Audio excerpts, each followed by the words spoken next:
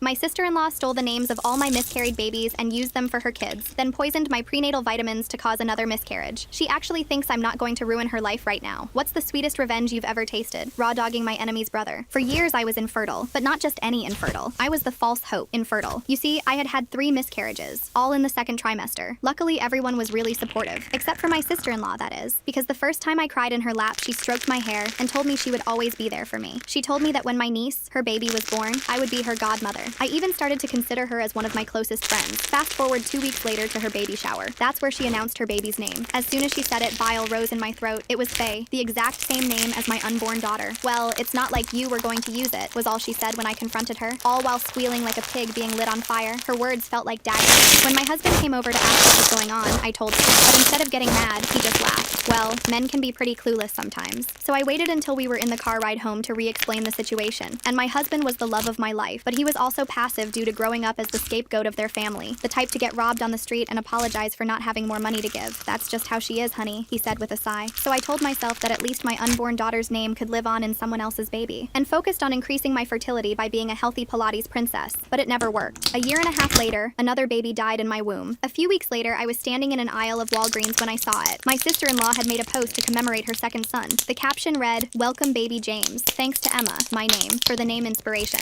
Her loss is my gain." This was then followed by the pregnant emoji and the skull emoji. By the time she stole my third miscarriage's name, Charlotte, I was numb. She would send me nursery photos with captions like, "Bet you wish this could be for your Charlotte." My husband still defended her, saying I was being too sensitive about just names and photography. After 4 years of, I stopped hoping for a child. Sarah was pregnant with her 4th child and made jokes at family dinners about which name she should steal next. Everyone laughed. Everyone except me. That night, something in me snapped. If she wanted another name, I'd give her one she'd never forget. I waited until the next family gathering and broke down in tears. I told Sarah privately that I had discovered something incredible in my late mother's diary. A secret middle name she never told anyone. Lexativa. I said it meant sacred child in an ancient dialect. I even created fake diary pages and showed her a Pinterest board about honoring deceased grandparents through baby names. Sarah took the name and ran. She announced everywhere that she was naming her daughter Lexativa Rose to honor our family's hidden history. And this revenge plan was good enough for me. Until 8 months later, when the universe threw me a curveball. I was pregnant, like 3rd trimester pregnant. I almost cried with joy. No more memorials. No more wondering whether there was something deeply wrong with me. Me and my husband had been waiting to announce it, not wanting to get our hopes up. And that same week, we got the text. It was Sarah inviting us to her baby shower. I wore a flowy dress that hid everything. My husband supported my decision, not giving an F anymore. Sarah had gone all out for this shower, bigger than any before. The whole family was there, plus her mommy blog followers who'd been following baby Lexativa's journey for months. Sarah was in the middle of giving her speech about discovering this sacred family name when I stood up. "Actually, Sarah, I have something to share too," I said, smoothing my dress over my now obvious bump. The room went dead silent. Sarah's mouth hung open mid-sentence. My mother-in-law dropped her champagne glass. 29 weeks today, I announced, cradling my belly. We wanted to be sure this time. The room erupted in screams and congratulations. Sarah's face drained of color. That's when my husband, the saint of the family, stood up and raised his hand. "Sarah, you were saying something about Lexativa? About all that research you did?" Sarah's face had gone from white to red. "Yes, it means sacred child in ancient—" "That's so weird," he interrupted, pulling out his phone. "Because when I Google Lexativa, all I get are medical websites about constipation relief." I had to hold my nose just to stop myself from laughing. The rest of the room was silent. I grabbed my husband's hand and walked out. It was a proud moment for all 3 of us. But I was fast asleep at 4 a.m. when I felt a sharp pain in my stomach, one I had felt 3 times before. Me and my husband rushed to the hospital, but I already knew the truth. It was a miscarriage. Turns out one of my nighttime prenatal gummies had been swapped for something that was fatal to my baby. I instantly knew Sarah was behind it. I couldn't sleep for days after that. Every time I closed my eyes, I saw Sarah's smug face at that baby shower. The police said they couldn't prove anything about the vitamins. The bottle had mysteriously disappeared from our bathroom, and the hospital couldn't detect what specific substance had caused the miscarriage. My husband finally stopped defending his sister. He sat on our bed, holding the empty vitamin bottle we'd found hidden in our trash can outside. His hands shook as he turned it over and over. Sarah had been in our house just 2 days before it happened, claiming she wanted to help organize the nursery. I started documenting everything. Every text, every social media post, every cruel comment Sarah had made over the years. My laptop became my constant companion as I pieced together a pattern I'd been too hurt to see before. 3 weeks after losing our baby, I discovered something that made my blood run cold. Sarah's best friend Catherine worked at the pharmacy where I filled all my prescriptions. I remembered seeing them giggling together at family gatherings, Catherine always asking intrusive questions about my fertility treatments. I drove to the pharmacy during Catherine's shift. She saw me coming and tried to duck into the back room, but I cornered her near the vitamin aisle. Her face went white when I mentioned the prenatal vitamins. "I don't know what you're talking about," she stammered, but her hands trembled as she straightened bottles on the shelf. That evening, Sarah posted on her mommy blog about toxic family members who make false accusations. Within hours, her followers were flooding my social media with hateful messages. My phone buzzed nonstop with notifications calling me jealous, delusional, attention-seeking. My husband deleted his social media accounts after his own sister's followers started attacking him too. We sat in our living room, curtains drawn, feeling like we were under siege. He kept apologizing for not believing me sooner, for all the years he'd let Sarah's behavior slide. The next family dinner was at Sarah's house. We almost didn't go, but my mother-in-law called my husband crying, begging us not to let this silly misunderstanding tear the family apart. Against my better judgment, we went. Sarah had strategically placed baby Lexativa's bassinet right in the center of the dining room. Every time I looked up from my plate, I saw that name embroidered on the blanket. Sarah kept making comments about how some people couldn't handle other people's happiness. During dinner, Sarah excused herself to feed the baby. Her laptop sat open on the kitchen counter, screen still glowing. I don't know what possessed me, but I found myself walking toward it, pretending to get more water. The browser was open to her email. My heart pounded as I saw subject lines about fertility herbs and natural miscarriage remedies. I quickly pulled out my phone, hands shaking as I took photo after photo of the screen. "What are you doing?"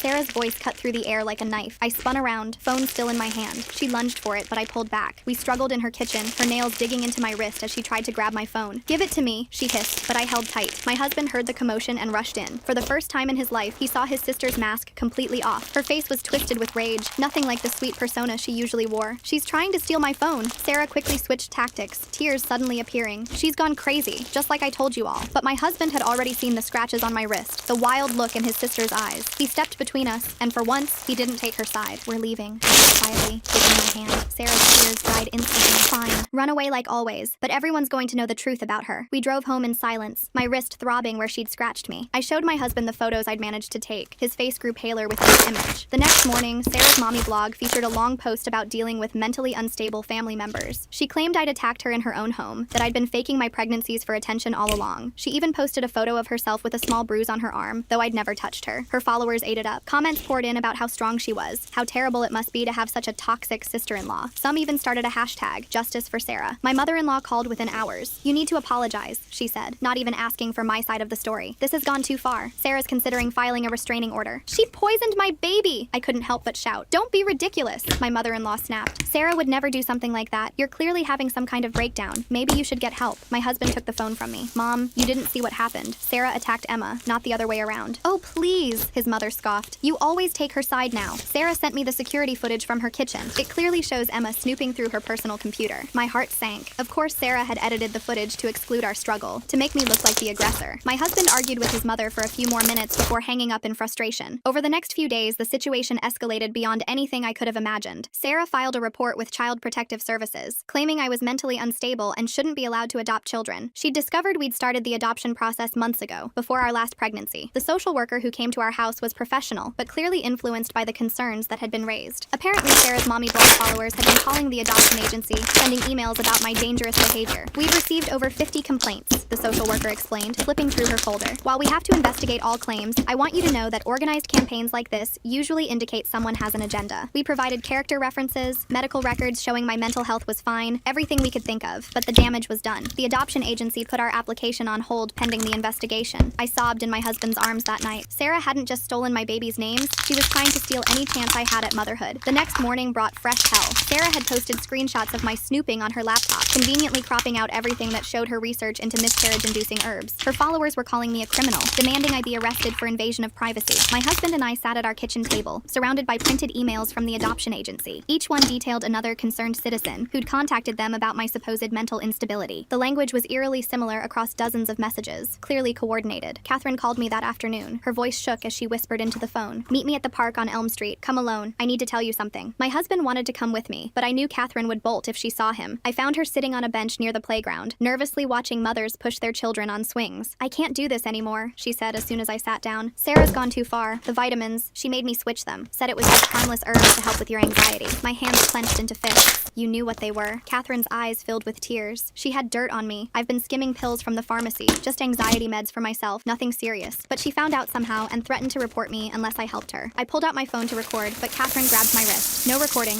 I'll deny everything if you try to use this against me.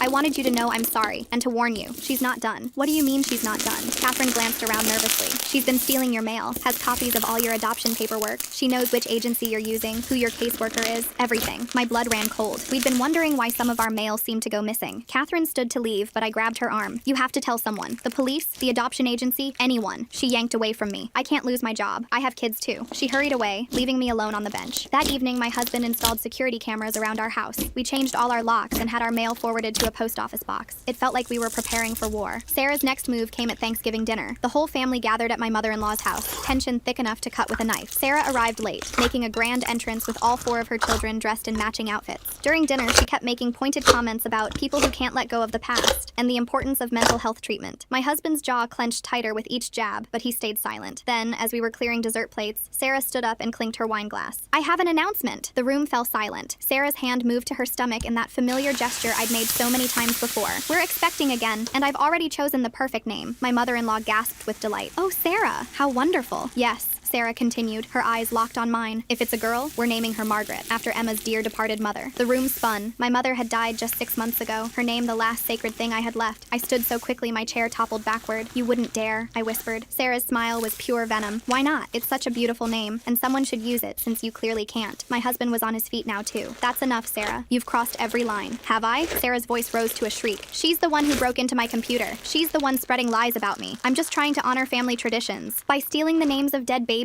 My husband's voice was deadly quiet. The room erupted. My father-in-law started shouting about keeping the peace. Sarah's husband looked confused, asking what was really going on. The children started crying. In the chaos, Sarah grabbed her phone and started live streaming to her mommy blog followers. You can see how I'm being attacked in my own family, she said to the camera. All because I want to honor my sister-in-law's mother. My husband grabbed my hand. We're leaving. As we headed for the door, Sarah called out, "Oh, Emma, you might want to check with the adoption agency. I heard they received some very interesting information about your mental health history." We drove home in silence, both of us too angry to speak. When we got home, there was a message on our answering machine from our adoption caseworker, asking us to call urgently. My hands shook as I dialed the number. The caseworker's voice was carefully neutral as she explained that they'd received documentation, suggesting I'd been hospitalized for psychiatric issues multiple times. That's not true, I said, my voice breaking. I've never been hospitalized for anything except my miscarriages. I understand, she said, but we need to investigate these claims. Can you provide your complete medical history? After I hung up, my husband found me sobbing on our bedroom floor. He held me as I cried, whispering promises that we'd fight this, that Sarah wouldn't win. The next day, we went to the hospital to request my medical records. The administrator pulled up my file, then frowned. This is strange. There are entries here I don't recognize. My heart sank as she showed us the screen. Someone had added fake psychiatric admissions to my electronic records, complete with diagnoses of delusional disorder and pathological lying. This is fraud, the administrator said. We'll need to investigate how someone accessed our system. It took 2 weeks to get the fake entries removed and documented as fraudulent. During that time, Sarah escalated her campaign. She created fake social media accounts in my name, posting unhinged rants about wanting to steal other people's babies. She sent anonymous tips to my employer about my mental instability. My husband started recording everything. He bought a small camera he wore on his shirt, documenting every interaction with his family. His mother called him paranoid, but he didn't care anymore. The breakthrough came from an unexpected source. Sarah's eldest daughter, Faye, now 8 years old, called our house one evening when her parents were out. "Aunt Emma," her small voice said, "I need to tell you something. Mommy makes us lie about you." My husband quickly started recording as Faye explained how her mother made her and her siblings tell people I was mean to them, that I scared them, that I said bad things about their family. "She practices with us," Faye said, "makes us repeat the lies until we say them right. I don't want to anymore. You've never been mean to us." We saved the recording, adding it to our growing pile of evidence. But Sarah must have found out about Faye's call, because the next day she posted about how I was manipulating innocent children and turning them against their mother. Her followers were rabid, sending death threats to my social media accounts. Someone posted my work address, and protesters showed up at my office with signs calling me a baby killer and child predator. My boss called me into his office. "I know this is personal," he said, "but it's affecting the company. Maybe you should take some time off until this blows over." I was effectively suspended from my job.